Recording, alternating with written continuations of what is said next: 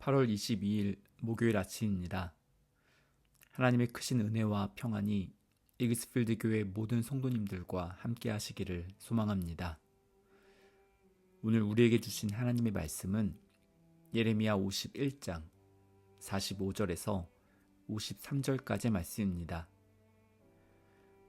나의 백성아, 너희는 그 중에서 나와 각기 여호와의 진노를 피하라. 너희 마음을 나약하게 말며 이 땅에서 들리는 소문으로 말미암아 두려워하지 말라. 소문은 이 해에도 있겠고 저 해에도 있으리라. 그 땅에는 강포함이 있어 다스리는 자가 다스리는 자를 서로 치리라. 그러므로 보라, 날이 이르리니 내가 바벨론의 우상들을 벌할 것이라. 그 온 땅이 치욕을 당하겠고 그 죽임당할 자가 모두 그 가운데에 엎드러질 것이며 하늘과 땅과 그 안에 있는 모든 것이 바벨론으로 말미암아 기뻐 노래하리니 이는 파멸시키는 자가 북쪽에서 그에게 옴이라. 여호와의 말씀이니라. 바벨론이 이스라엘을 죽여 엎드러뜨림 같이 온 세상이 바벨론에서 죽임을 당하여 엎드러지리라. 칼을 피한 자들이여 멈추지 말고 걸어가라. 먼 곳에서 여호와를 생각하며 예루살렘을 너희 마음에 두라. 외국인이 여호와의 거룩한 성전에 들어가므로 우리가 책망을 들으며 수치를 당하여 모욕이 우리 얼굴을 덮었느니라. 보라, 날이 이르리니 내가 그 우상들을 벌할 것이라. 부상자들이 그 땅에서 한숨을 지으리라. 여호와의 말씀이니라. 가령 바벨론이 하늘까지 솟아오른다 하자. 높은 곳에 있는 피난처를 요새로 삼더라도 멸망시킬 자가 내게로부터 그들에게 임하리라. 여호와의 말씀이니라. 아멘.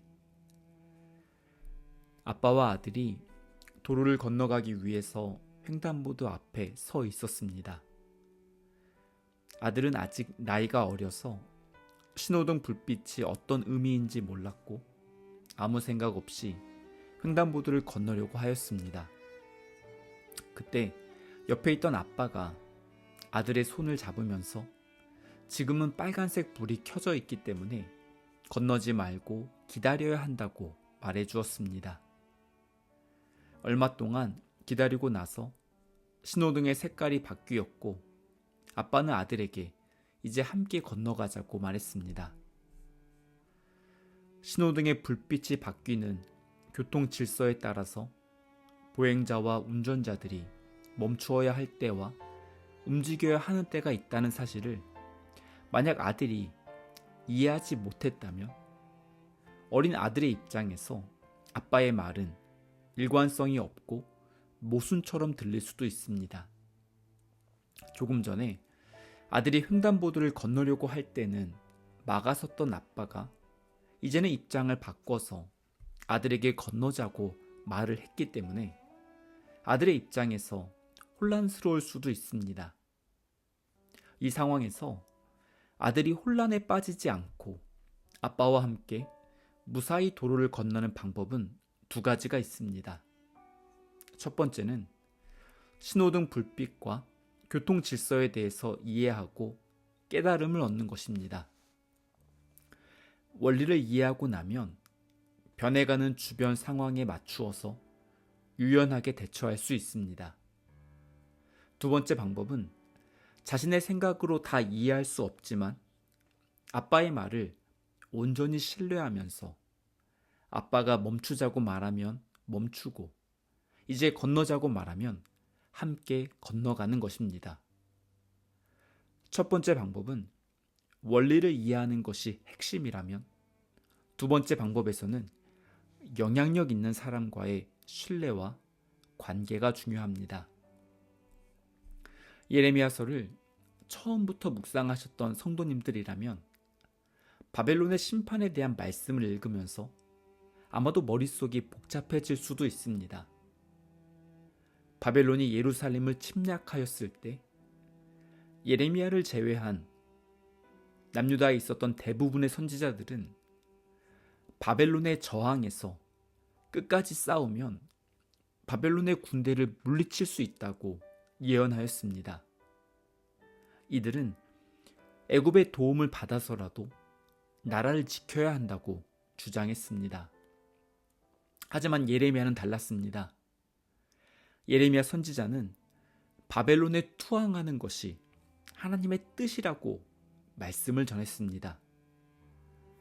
예레미야 선지자의 한결같았던 목소리는 하나님께서 바벨론을 통해서 남유다를 심판하시기 때문에 하나님의 뜻을 거스르는 것은 불순종이라고 선포하였습니다. 하지만 오늘 본문을 포함해서 예레미야 50장과 51장은 하나님께서 바벨론을 심판하실 것이고 바벨론의 시대가 끝나게 될 것이라고 말씀합니다. 오늘 본문 45절을 세번역 성경으로 읽어보면 나의 백성아 너희는 바벨로니아에서 탈출하여 목숨을 건져라. 주의 무서운 분노 앞에서 벗어나라. 라고 말씀합니다.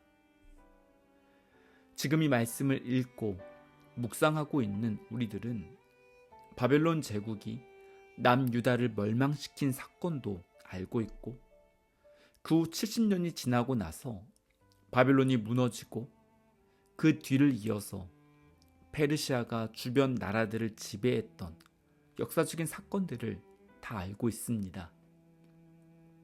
하지만 예레미야를 통해서 예언의 말씀을 직접 들었던 유다 백성들이 살았던 시대는 아직 바벨론에 의해서 남유다가 완전히 멸망하지 않았던 상황이었습니다. 이들은 앞으로 어떠한 일이 일어나게 될지 확신할 수 없었습니다. 아직 바벨론에 포로로 끌려가지도 않았던 유대인들에게 시간이 지나고 나서 바벨론으로부터 탈출하라는 말씀은 이들을 당황하게 만들었을 수도 있습니다. 조금 전에 아들이 아빠와 함께 횡단보도를 무사히 건너기 위해서는 신호등의 원리를 이해하거나 아니면 옆에 있는 아빠를 온전히 신뢰해야 한다고 말씀을 드렸습니다. 유다 백성들의 상황에 이 두 가지 방법을 대입해 본다면 나라와 민족의 운명에 뒤바뀌는 혼란스러운 상황에서 무사히 위기를 벗어나는 방법을 찾을 수 있습니다. 첫 번째는 신호등에 따라서 움직이는 교통 질서를 파악하는 것처럼 시대와 역사를 분별하는 안목을 가지는 방법입니다.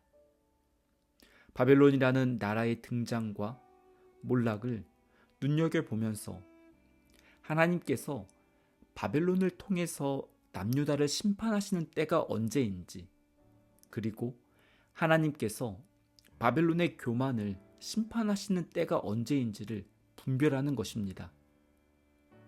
이를 위해서는 역사적인 통찰력과 국제 정세를 정확하게 파악하는 안목이 필요합니다. 그래야 시대의 흐름을 읽고 대처할 수 있습니다. 하지만 보통 사람들이 하기에는 쉽지 않은 영역입니다. 두 번째는 권위 있는 전문가의 말을 신뢰하면서 믿음으로 따라가는 방법입니다. 하나님을 우리들의 삶에서 권위 있는 전문가로 신뢰하는 만큼 하나님의 말씀을 따라서 믿음의 여정을 걸어가게 됩니다.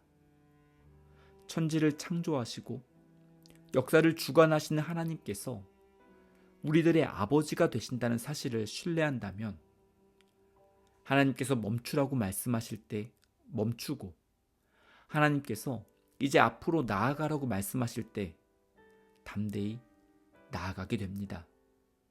이것이 믿음입니다.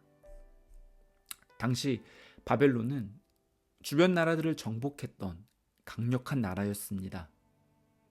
하나님께서 유다를 심판하실 때 역시 바벨론의 군대를 사용하셨습니다.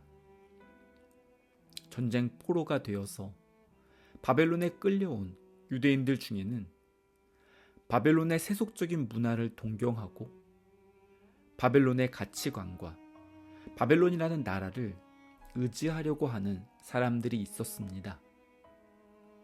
바벨론이라는 나라를 통해서 역사하셨던 하나님을 바라보지 못하고 눈에 보이는 바벨론이 전부라고 생각했던 사람들이 그러했습니다. 하나님께서 예레미야 선지자를 통해서 바벨론의 심판을 말씀하시며 바벨론은 의지할 대상이 되지 못한다고 분명하게 말씀하셨습니다. 바벨론에서의 삶에 익숙해져 가는 유대인들에게 하나님의 백성이라는 정체성을 잃어버리지 말고 떠날 준비를 하라고 말씀하셨습니다. 우리는 세상 속의 그리스도인으로 살아가지만 세상의 문화에 물들지 않고 우리가 누구인지 정체성을 지켜야 합니다. 우리가 하나님의 자녀라는 사실을 기억할 때 세상의 온갖 소문 앞에서 흔들리지 않고 믿음을 지킬 수 있습니다. 46절은 바벨론이 흔들리면서 내전이 생기고 혼란과 무질서의 소문이 퍼지게 된다고 말씀합니다. 49절을 세번역 성경으로 읽어보면 세상 사람들이 바벨로니아 때문에 칼에 죽은 것 같이 이제는 바벨로니아가 이스라엘 사람을 칼로 죽인 죄로 쓰러져 죽을 차례이다 라고 말씀합니다. 영원한 제국은 없습니다. 바벨론의 시대가 끝나고 역사 속으로 사라지게 될 날이 분명히 올 것이라고 하나님께서 말씀하셨습니다. 무너지지 않을 것처럼 보였던 바벨론이었지만 말씀대로 멸망하게 되었습니다. 혼란스러운 시대를 살아가던 유대인들에게 50절은 이렇게 말씀합니다. 칼을 피한 자들이여 멈추지 말고 걸어가라. 먼 곳에서 여호와를 생각하며 예루살렘을 너희 마음에 두라. 아멘. 예루살렘은 성전이 있었던 도시입니다. 성전은 하나님을 섬기고 예배하는 장소였습니다. 성전에서 유대인들은 하나님의 임재를 경험하였기 때문에 여호와를 생각하며 예루살렘을 너희 마음에 두라는 말씀은 하나님의 은혜를 기억하며 하나님과의 관계를 회복하라는 의미입니다. 다니엘이 예루살렘 방향으로 창문을 열어두고 간절하게 무릎을 꿇고 기도했던 모습은 하나님께서 다시 회복시켜 주실 그날을 소망하는 마음이 있었기 때문이었습니다. 우리를 여기까지 인도해 주신 하나님의 은혜를 기억하고 하나님을 신뢰하면서 하나님의 말씀이 우리들의 삶 속에 신호등이 되기를 소망합니다. 광야 한가운데서 구름 기둥과 불 기둥으로 이스라엘 백성들에게 신호를 보여주시며 갈 길을 인도해 주신 하나님께서 오늘도 우리 이글스필드 성도님들의 삶을 인도해 주시고 보호해 주실 줄 믿습니다. 하나님의 은혜를 함께 바라보고 경험할 수 있는 복된 하루가 되기를 간절히 소망합니다. 함께 기도하시겠습니다. 좋으신 하나님, 오늘도 하나님의 말씀을 묵상하며 저희들을 향한 하나님의 마음을 깨닫게 해주셔서 감사합니다. 분주하고 치열하게 살아가는 것 같지만 시대의 흐름과 세상의 이치를 저희들이 다 깨달을 수 없습니다. 그래서 실수하고 넘어질 때가 있습니다. 저희들의 연약하고 미숙한 모습을 다 아시는 하나님 앞에 오늘도 머리 숙여 기도합니다. 하나님께서 저희들의 삶 가운데 보호자가 되어 주셔서 저희들의 걸음을 인도해 주시옵소서. 저희가 이 땅에서 이민자로 살아가면서 가치관과 정체성의 혼란을 겪을 때가 있습니다. 세상 속에서 살아가지만 세상의 문화에 물들지 않고 하나님의 자녀답게 살아갈 수 있도록 저희들을 인도해 주시옵소서. 바벨론과 같은 세상을 의지하지 않고 하나님을 온전히 신뢰하며 믿음의 길을 걸어갈 수 있도록 인도해 주시옵소서. 이 모든 말씀 그리스도이신 예수님의 이름으로 기도드립니다. 아멘. 계속해서 각자 기도하시고 오늘도 주님과 함께 동행하는 귀한 은혜가 넘쳐나기를 소원하고 축복합니다.